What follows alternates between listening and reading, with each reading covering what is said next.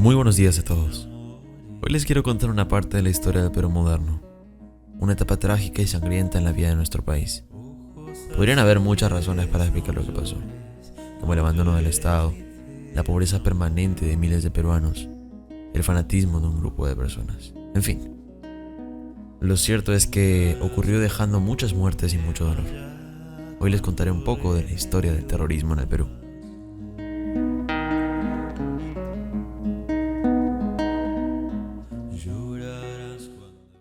Imaginemos que estamos en el año 1979, hace como 40 años. Eran años difíciles y complicados. En aquellos años el Perú tenía como presidente a un militar. Se llamaba Francisco Morales Bermúdez. Nacional de Invasión, el despacho presidencial en la Casa de Gobierno, donde ingresa el señor presidente de la República y jefe de la Revolución Peruana, general de división Francisco Morales Bermúdez Solís, acompañado por 10 ministros de su casa militar. Don Francisco no había sido elegido mediante elecciones democráticas, sino que había tomado el poder mediante un golpe de Estado que sacó de poder a otro militar que se llamaba Juan Velasco Alvarado. Pero esa es otra historia y no es conveniente desviarnos. El gobierno de Don Francisco duró 5 años, desde 1975 a 1980, durante los cuales se profundizó la crisis económica que se había iniciado durante el gobierno del general Velasco Alvarado. En Lima las cosas seguían empeorando con huelgas, pobreza y toques de queda.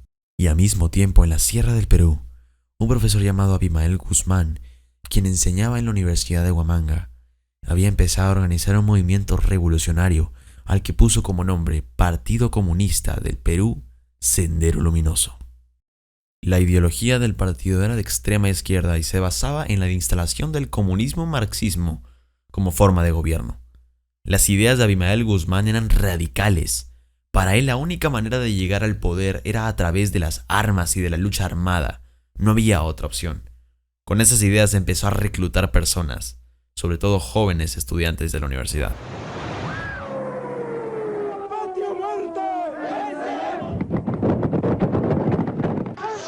Este es el interior de la Ciudad Universitaria de San Marcos. Un gran número de estudiantes se encuentran acá con los rostros encapuchados. ¿Habían tomado la universidad? Prácticamente sí, prácticamente ellos eran dueños de la universidad. Ellos eran dueños de la universidad, no había ninguna autoridad que se les enfrentara porque tenían miedo. Las universidades fueron los lugares más importantes para Sendero Luminoso. En ellas se reclutaban y formaban terroristas. Se planeaban las acciones armadas y con los años universidades importantes como la San Marcos, la UNI, la del Callao y muchas de provincia fueron tomadas por los senderistas como centros de adoctrinamiento y coordinación. Los primeros años del terrorismo fueron principalmente de planeamiento, intercambio de ideas y de adoctrinamiento. En aquellos años no se realizó ninguna acción armada importante o trascendental. Pero todo cambió el 17 de mayo de 1980, un día antes de las primeras elecciones democráticas convocadas por Morales Bermúdez. Ese día un grupo de jóvenes atacó las oficinas electorales y quemó todo el material en un poblado alejado de la Sierra de Ayacucho llamado Chuschi. A pesar de que la prensa de aquella época no informó del hecho y el gobierno no le dio mayor importancia a aquel suceso, fue el primer atentado armado relevante y el inicio formal de la guerra, de una cadena de acciones, violaciones de derechos humanos y atentados que terminarían con la vida de miles de personas en el país. Mi hermano lo cogieron y lo han hecho sentar en la banca. Mi hermano me comentaba que me puso una pistola. Mientras yo estaba ahí llorando en mi cama sin levantarme, pero sentado así. Pasaron por mí encima, pisoteándome, sacaron todas las cosas. Encapuchados, yo me di cuenta que estaban tapados. Y aparentemente lo pusieron en una aldaba y con alambre. No, yo supongo que harán 6 a 7 personas. Para ellos eso es el inicio de la llamarada, para que desde ahí empezara a ramificarse a todo el país. Entonces escogieron Chuschi, pero no necesariamente porque era un lugar bastante especial, ¿no? Claro que tenían una ubicación estratégica, tenían cuerpos de apoyo, pero tranquilamente pudieron haber elegido otro lugar. El conflicto duró muchos años y me podría pasar horas contándoles todo lo que ocurrió, pero como no tengo mucho tiempo, me voy a concentrar en los hechos más importantes que marcaron aquella época.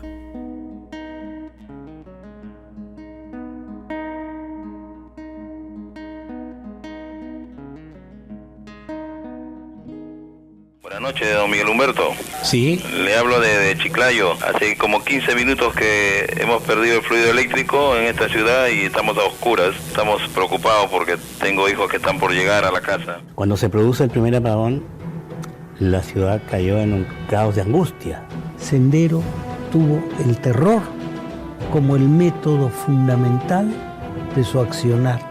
El ganador de las elecciones fue Fernando Belaúnde Terry. Meses después de su proclamación ocurrió el primer atentado a las torres eléctricas que dejó a oscuras gran parte de la ciudad de Lima. La estrategia de los terroristas era generar terror en la población. Era común en aquella época que los terroristas volaran con dinamita las torres de energía cercanas a la ciudad de Lima y que ésta quedase a oscuras. Los peruanos nos habíamos acostumbrado al sonido de las bombas y a que se fuera la luz en cualquier momento. En Año Nuevo, los sábados, no importaba el día. Era común que durante los apagones y desde los cerros que rodean Lima se encendieran gigantescas fogatas que formaban la hoz y el martillo, símbolo de Sendero Luminoso. Así informaba la televisión de la época sobre los apagones. Antes de Vitarte, en la carretera central, que fluye con transformación eléctrica hasta la central de Moyopampa. Estas son las razones fundamentales de la falta de fluido eléctrico en Lima. Asimismo, los grupos disociadores revoltosos, los que dimos cuenta hace unos minutos, colocaron artefactos explosivos en la puerta del Hospital San Juan del Callao para provocar el pánico en la población que visitaba en esos momentos a sus parientes o amigos. La misión de los terroristas era generar terror y los apagones, las explosiones y las antorchas realmente aterrorizaban a la población. En aquellos años no podía faltar en tu casa velas, linterna o radio a pilas. Así el terror se trasladó del campo a la ciudad. Por aquellos años el gobierno y el ejército tomaron el control del departamento de Ayacucho, que era el más golpeado por los ataques terroristas, quienes atacaban y mataban de manera sanguinaria a los campesinos y comuneros de las zonas más alejadas.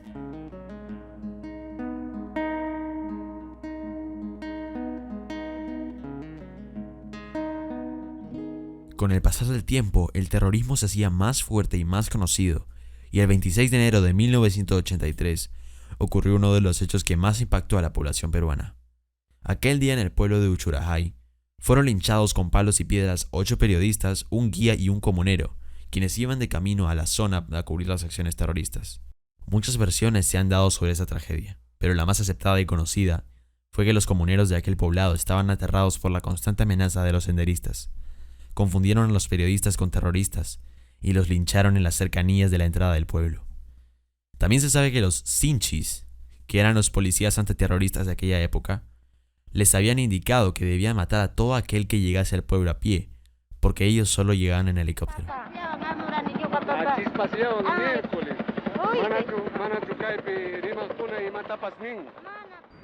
El cuadro que se nos presenta a la ribera del pequeño río Uchurajay es dantesco. Los hermanos que cayeron acá tienen los rostros desfigurados y sigue la labor de los campesinos que lavan los rostros y las manos para que los de dactiloscopía puedan cumplir con el trabajo.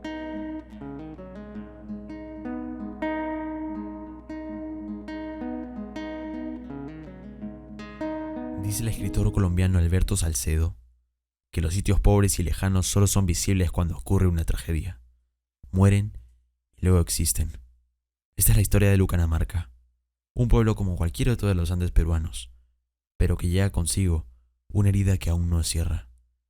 Todo empezó el 22 de marzo de 1983, cuando los habitantes de la zona, cansados y hartos de los abusos de Sendero Luminoso, capturaron a uno de sus cabecillas y lo asesinaron. Entonces Sendero Luminoso decidió vengarse.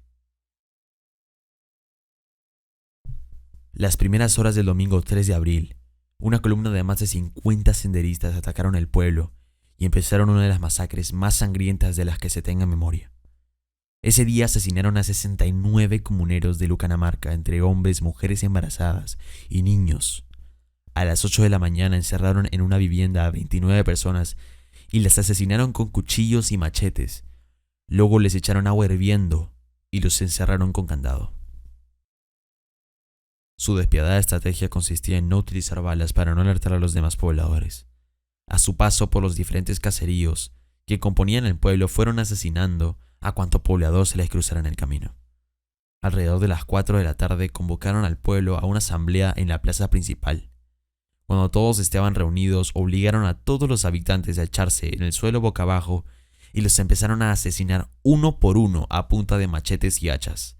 No se detuvieron hasta que escucharon la voz de un niño que desde la torre de la iglesia gritó: «¡Ahí vienen los Sinchis!», y los terroristas huyeron quemando y destruyendo todo a su paso. Era mentira. Nadie venía.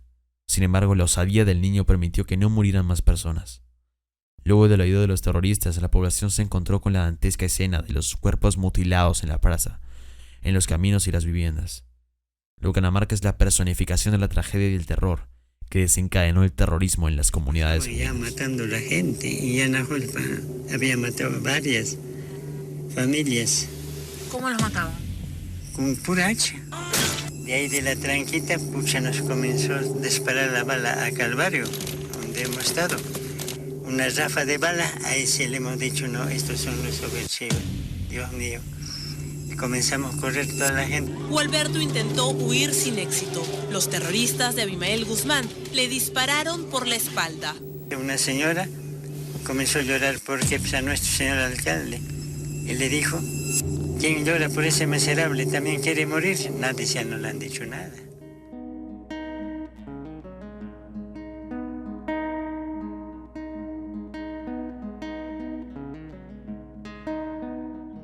Con el paso de los años, Sendero Luminoso comenzó a ganar posiciones cada vez mayores. A través de su régimen de terror, logró controlar gran parte de la sierra y de la selva de nuestro país. En el año 1985 se celebraron nuevas elecciones y Alan García Pérez fue elegido presidente. Por otro lado, la militarización del conflicto generó que se pierda el control y que sean las mismas fuerzas armadas quienes empezaran a abusar y asesinar a la población civil. Son recordadas en esta época las matanzas de Acomarca, Cállara y Pucallao, o los abusos contra la población civil del triste célebre comandante Camión. Era una guerra civil y, como en toda guerra, los abusos y excesos venían de ambas partes. Tal es el caso de la matanza del Frontón, ocurrida el 18 de junio de 1986. Aquel día, los presos por terrorismo de las cárceles de la isla de Frontón, el Lurigancho y la Santa Bárbara realizan un motín sincronizado. La Marina ingresó al penal del Frontón y aquel día murieron más de 120 presos. Conforme pasaba el tiempo, Sendero Luminoso se acercaba cada vez más a la capital. Eran cada vez más frecuentes los cortes de energía eléctrica que paralizaban toda la capital y los asesinatos selectivos de personas a las cuales consideraba como enemigos del pueblo. Sendero comenzó su ingreso a Lima a través de las zonas populares como Huaycán y Villa El Salvador. En este último distrito destaca el asesinato de la lideresa María Elena Moyano, quien se oponía al régimen y a la cual asesinaron a balazos y luego dinamitaron su cuerpo mientras se encontraba en una actividad rodeada de muchas personas. Y es que así era Sendero Luminoso. Su única misión era generar terror a través del asesinato salvaje. Y en 1990 se realizaron elecciones generales y Alberto Fujimori fue elegido presidente.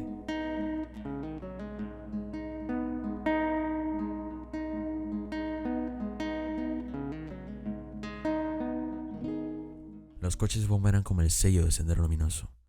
Los utilizó básicamente contra objetivos en la capital, en el centro de la ciudad. Eran una forma cruel y cobarde de atacar objetivos, pero eran muy destructivos. Acababan con todo a su paso. Recuerdo los coches bomba en el Banco de Crédito, en el Poder Judicial, en el Ministerio del Interior, en el Canal 2, que en ese caso fue un camión bomba, y muchos más. Eran letales. Destruían todo a su paso y causaban heridas y muertes entre personas inocentes. En un abierto desafío, Sendero Luminoso hizo estallar un coche bomba en el centro comercial de Miraflores, distrito al sur de Lima. La mayoría de las víctimas, transeúntes que se trasladaban a sus casas a las 9 de la noche, una hora antes del toque de queda.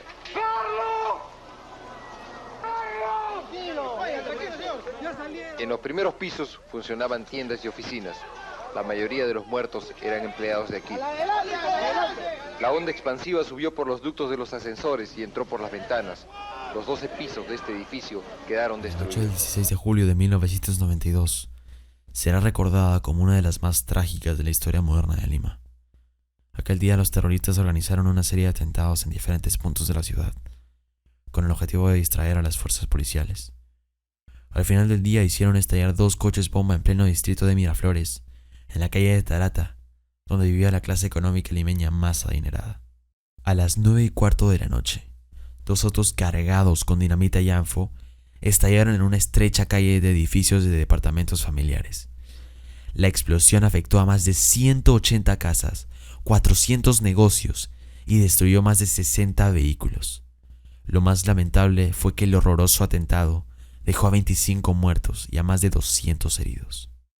Sendero había atacado el corazón de los grupos de élite de la sociedad limeña de la manera más radical y sangrienta.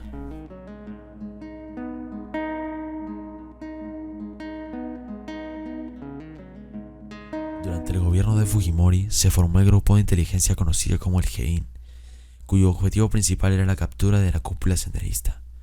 Fue así como, a través de un trabajo de paciente seguimiento y luego de seguir varias pistas, el equipo de inteligencia hizo un seguimiento especial al terrorista Carlos Inchaustegui, quien era esposo de Maritza Garrido Leca, excelente bailarina de ballet y terrorista ferviente.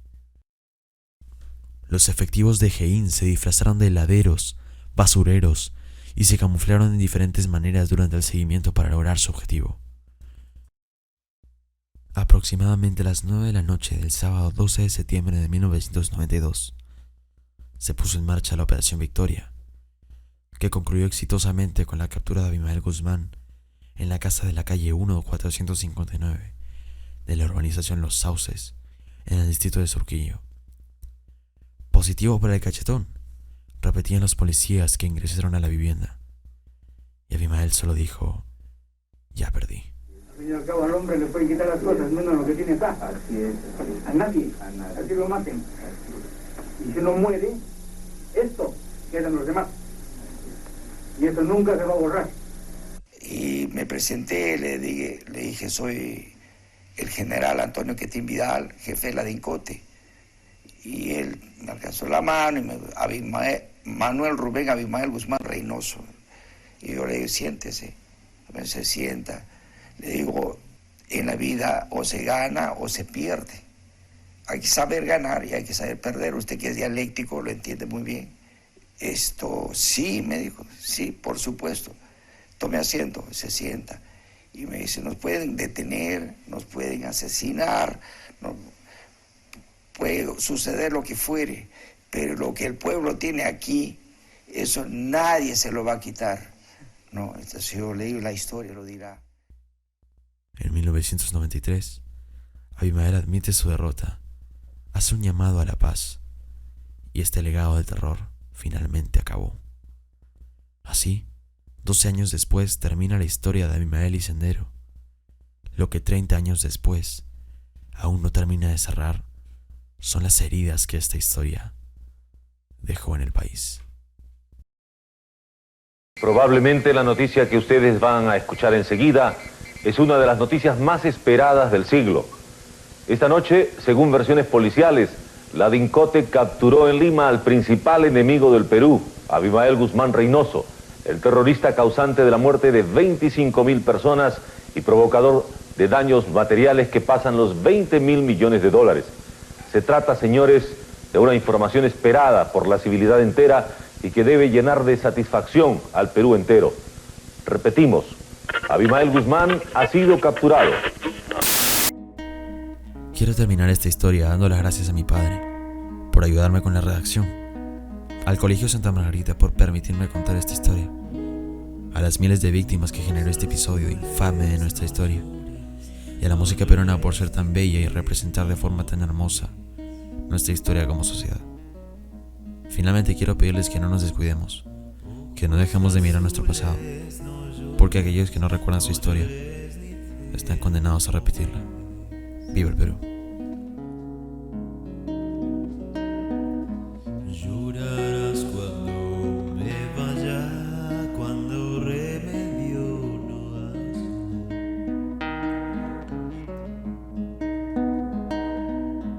Llorarás cuando me vaya, cuando remedio